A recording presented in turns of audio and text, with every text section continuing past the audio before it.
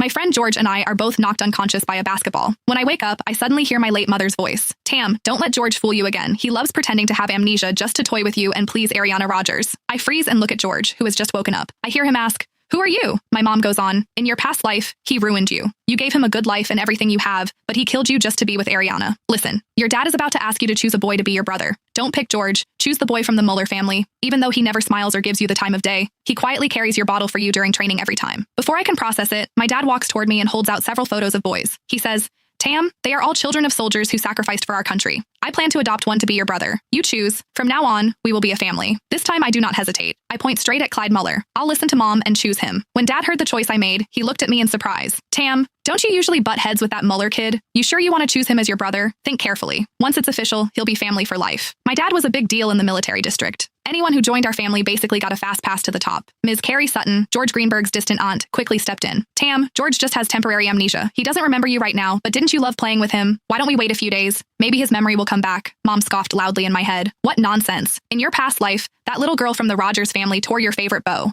You barely said anything, yet George locked you outside. You stood in the rain for so long you almost got sick. In the end, it was that Mueller boy who came looking for you with an umbrella. He kept saying what a hassle, but still draped his coat over you." Hearing that, something in my chest tightened. I didn't understand why Mom kept talking about the past life, but every word weighed on me, like something heavy was pressing against my chest. Besides, Ariana Rogers had always been the person George cared about most. They were always playing house together, and I was the one left out. "Dad, I've decided. I want Clyde Mueller as my brother," I said firmly. Dad put the photos away and gently ruffled my hair. "All right, I respect your choice. In 2 days, I'll host a dinner and make it official." Mom let out a long breath.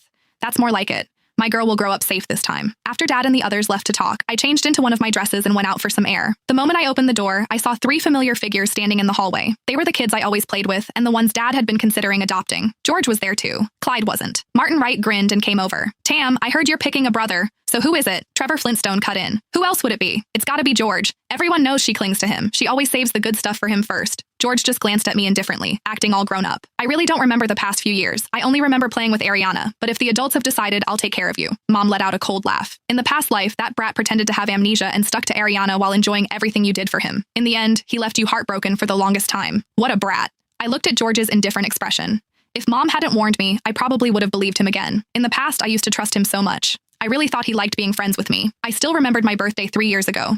He gathered all the kids around to sing the birthday song for me, his eyes shining as he said, "Tam, I'll protect you forever." At that moment, I was so touched I nearly cried. From then on, I followed him everywhere. I never imagined he actually preferred playing with Ariana all along. He'd only been nice to me because of my dad. And now, he was just pretending to have amnesia so that he could openly say he liked being with Ariana while still agreeing to take care of me so that Dad would adopt him. As if things were that simple. What a jerk. I held back